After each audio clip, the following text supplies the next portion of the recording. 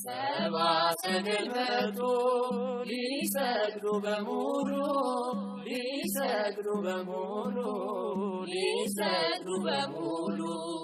የእስራኤል ንጉሥ ተወልዷል እያሉ ሰብአ ሰገል። ይህ ኢትዮ አፍሪካ ነው። ሰብአ ሰገል ሰብአ ሰገል የግዕዝ ቃል ነው። ሰብአ ማለት ሰው ሲሆን ሰገል ደግሞ ጥበብ ማለት ነው። የጥበብ ሰዎች። ስለ እነዚህ ጠቢባን የማቴዎስ ወንጌል እንዲህ ሲል ይነግረናል። ኢየሱስም በይሁዳ ቤተልሔም በንጉሥ ሄሮድስ ዘመን በተወለደ ጊዜ እነሆ ሰብአ ሰገል የተወለደው የአይሁድ ንጉሥ ወዴት ነው? ኮከቡን በምሥራቅ አይተን ልንሰግድለት መጥተናልና እያሉ ከምሥራቅ ወደ ኢየሩሳሌም መጡ። ኮከቡንም ባዩ ጊዜ በታላቅ ደስታ እጅግ ደስ አላቸው። ወደ ቤትም ገብተው ሕፃኑን ከእናቱ ከማርያም ጋር አዩት። ወድቀውም ሰገዱለት። ሳጥኖቻቸውንም ከፍተው እጅ መንሻ ወርቅና ዕጣን ከርቤም አቀረቡለት። የማቴዎስ ወንጌል 2። ሰብአ ሰገል ማን ናቸው?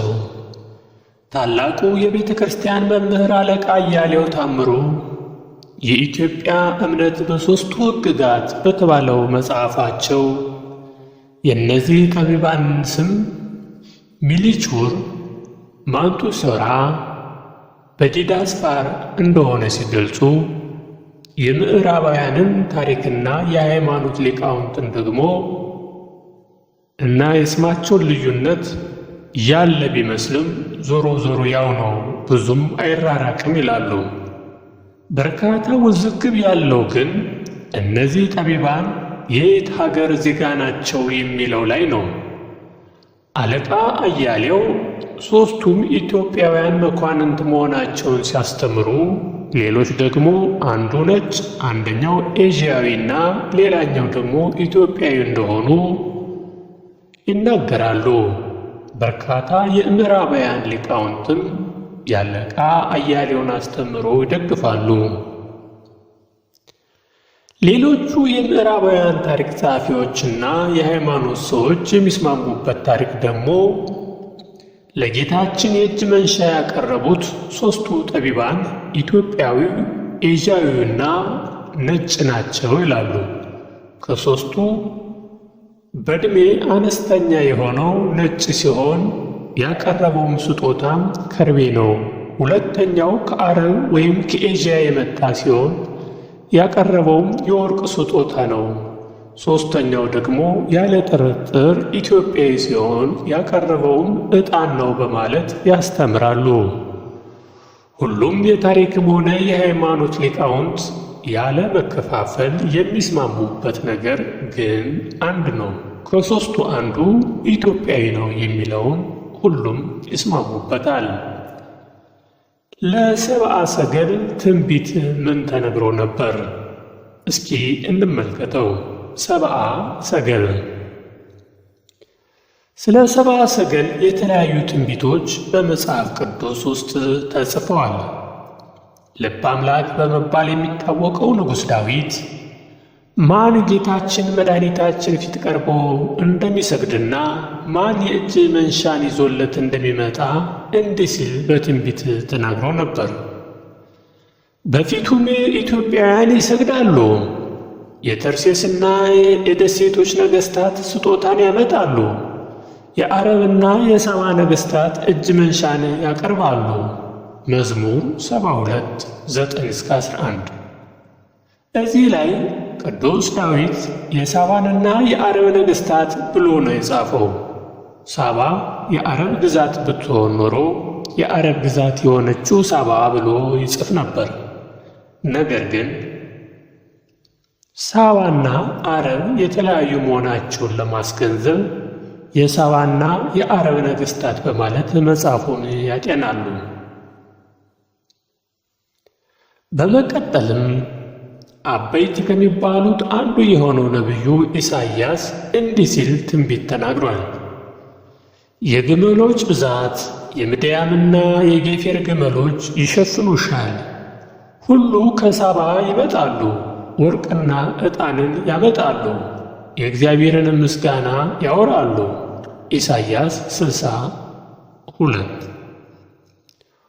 ሁለቱም ነቢያት ኢትዮጵያውያን የሆኑት ሳባውያን የእጅ መንሻ ይዘው እንደሚመጡ በግልጽ ተንብየዋል። ኢትዮጵያውያን የእጅ መንሻ ይዘውና ለመሳለም ኢየሩሳሌም ሲሄዱም የመጀመሪያቸው አይደለም። ለምሳሌ ንግሥት ሳባ የሰለሞንን ጥበብ ለማየት ከኢትዮጵያ ተነስታ የንጉሥ ሰለሞንን መዲና ወደ ሆነችው ወደ ኢየሩሳሌም ተጉዛለች። እዚህ ላይ የሄደችው የሰለሞንን ታሪክ ሰምታ ቢሆንም ግን በወቅቱ ጌታችን መድኃኒታችን ኢየሱስ ክርስቶስ ይወለዳል ተብሎ ትንቢቱ በኢትዮጵያ የተነገረ ስለሆነ ምናልባት ኢየሱስ ክርስቶስ ሊሆን ይችላልን በማለት ነበር። ሆኖም ግን ሄዳ ካየችው በኋላ እሱ ሰለሞን እንጂ ኢየሱስ ክርስቶስ አለመሆኑን አውቃለች። ከእሷ በፊትም ብዙ ኢትዮጵያውያን ወደ ኢየሩሳሌም ይጓዙ ነበር። በወቅቱ ኢየሩሳሌም በኢትዮጵያ የምትገዛም ነበረች። በዛን ሰዓት ኢትዮጵያን እስራኤልን ይገዟት ነበር። በዚህም ምክንያት ነው በቀጥታ ወደዛ የሄደችው። ስትሄድም በዙሪያ ያሉትን ነገሥታት እየጎበኘች በአረብ አገር የነበሩትን ነገሥታቶች ግዛቶቿን ሁሉ እየጎበኘች ነው ወደ ኢየሩሳሌም የደረሰችው። እንግዲህ ከዚህ በመቀጠል እንዲህ ይላል። የሳባም ንግሥት በእግዚአብሔር ስም የወጣለትን የሰለሞንን ዝና በሰማች ጊዜ በእንቆቅልሽ ትፈትነው ዘንድ መጣች። በግመሎቹ ላይ ሽቱና እጅግ ብዙ ወርቅ የከበረ ዕንቁ አስጭና ከታላቅ ጓዝ ጋር ወደ ኢየሩሳሌም ገባች። ወደ ሰለሞንም በመጣች ጊዜ በልቧ ያለውን ሁሉ አጫወተችው። ለንጉሡም 120 መክሊት ወርቅ፣ እጅግ ብዙ ሽቱ፣ የከበረም ዕንቁ ሰጠችው። የሳባ ንግሥት ለንጉሥ ሰሎሞን እንደ ሰጠችው ያለ የሽቱ ብዛት ከዚያ ወዲያ አልመጣም ነበር። የመጽሐፍ ቅዱስ መዝገበ ቃላት መዝገበ መክሊትን የክብደት መመዘኛ መሆኑንና አንድ መክሊት ደግሞ 42,000 ግራም መሆኑን ያስረዳል። ስለዚህ ንግሥት ሳባ ያመጣችው ወርቅ በአሁኑ የወርቅ አለካክ ይህንን ይመስላል ለማለት ነው። መክሊት 42,000 ግራም ወይም 42 ኪሎ ግራም ነው። 120 መክሊት ማለት 120 ሲባዛ በ42 ኪሎ ግራም 5040 ኪሎ ግራም ወርቅ ማለት ነው። እንግዲህ ኢትዮጵያዊቷ ንግሥተ ሳባ ወይም ንግሥተ አዜብ ለንጉሥ ሰለሞን ይዛለት የሄደችው ወርቅ 5040 ኪሎ ግራም ነበር ማለት ነው። ኮከብ ቆጣሪዎች ወይስ የሃይማኖት ሰዎች ናቸው እነዚህ ሰብአ ሰገሎች? እንደ ቤተ ክርስቲያን ሊቃውንት አስተምህሮ ሦስቱም ጠቢባን ማለትም ሰብአ ሰገልን ይመራቸው የነበረ በኮከብ የተመሰለ መልአክ እንጂ በማታ የምናያቸው ኮከቦች አይደሉም። ኮከብ ፀሐይ ስትጠልቅ የሚታይ የብርሃን አካል እንጂ ኮከብ በቀን አይታይም። ምክንያቱም ግልጽ ነው፣ በቀን ባለው የፀሐይ ብርሃን ስለሚዋጥ ምንም አይነት ኮከብ ቢሆን በቀን አይታይም። ይህ ኮከብ ግን የጥበብ ሰዎችን በቀንና በሌሊት እየመራ ቤተልሔም ውስጥ አድርሷቸዋል። ይህም ኮከብ ከጥንት ጀምሮ ለበቁት አባቶች የሚታይ መልአክ እንደነበረና ንግግሩ ምሳሌያዊ እንደሆነ የቤተ ክርስቲያን መምህራን ያስተምራሉ። ከያዕቆብ ኮከብ ይወጣል፣ ከእስራኤል በትር ይነሳል ዘኍልቍ 24 እንዳለው። እጅ መንሻን ካቀረቡ በኋላ ወደ ኢትዮጵያ ተጓዙ። ጉዞውም የፈጀባቸው 40 ቀን ነበር። እንደደረሱም የጌታን መወለድ አበሰሩ። የጌታችንን መወለድ አስተማሩ። የኢትዮጵያ የመጀመሪያ የወንጌል መምህራንም እነሱ ነበሩ። ኢትዮጵያ የጌታችን ሲወለድ ንጉሡ ተገኝቶ ጌታን አይቶ የእጅ መንሻ አቀረበ። ሕዝቡንም ስለ ጌታ ልደት አስተማረ። በሐዋርያት ዘመን ደግሞ የቤተ መንግሥቱ ጃንደረባ ኢየሩሳሌም ድረስ ሄዶ ጥምቀትን አመጣልን፣ ጥምቀትን አስተማረ። እስከ ዛሬ ድረስ ጥምቀትና ልደት ለኢትዮጵያ ልዩ በዓላት ናቸው። የምናከብረውም በቦታው ተገኝተው ያዩ አባቶቻችን በነገሩን ባስተማሩን ቀን ነው። ይህንን ሁሉ ታሪክ ባለቤትና ተረካቢ የሆናቸውን ታሪኩን ጠብቃ ላቆየችልን ለኢትዮጵያ ኦርቶዶክስ ቤተ ክርስቲያን ምስጋና ይሁን እንላለን። ታዲያ ማቴዎስ በወንጌሉ በምዕራፍ 2 ላይ የጥበብ ሰዎች መሆናቸውን፣ የመጡት ከምሥራቅ መሆኑን፣ የተመሩት በኮከብ መሆኑ፣ የመጡበት ዘመን ንጉሥ ሄሮዶስ ይሁዳን ሲገዛ መሆኑ፣ ሕፃኑ በተወለደ ጊዜ መድረሳቸውን፣ አንዳንድ የውጭ ጸሐፊዎች ደግሞ ጌታ ከተወለደ ከ2 ዓመት በኋላ ደረሰ የሚሉም አሉ። ይህ ትክክልም አይደለም። በመቀጠልም እናየዋለን።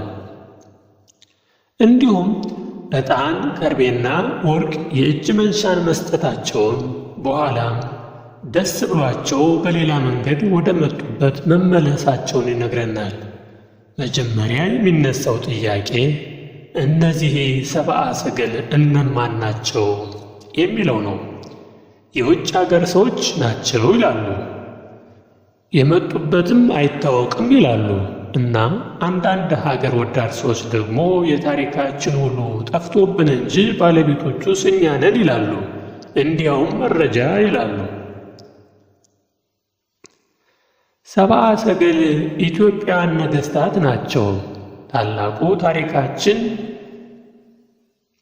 በእነ መልከ ጼዴቅ መጽሐፍ እንደተጻፈ በመጽሐፈ ሱባኤ እና በመጽሐፈ ዣንዣዋ ላይ የተገኘ መሆኑን እነ አማን በላይ የጥንቷ ኢትዮጵያ ትንሣኤ ታሪክ፣ መጽሐፈ አብርሂትና ኢየሱስ ክርስቶስ በኢትዮጵያ በሚሉ መጽሐፍቶቻቸው በዝርዝር ያስቀመጡት አይደለንም ብለው ይገልጻሉ።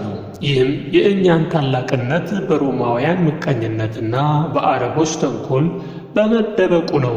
እውነቱን ለዓለም እናሳይ።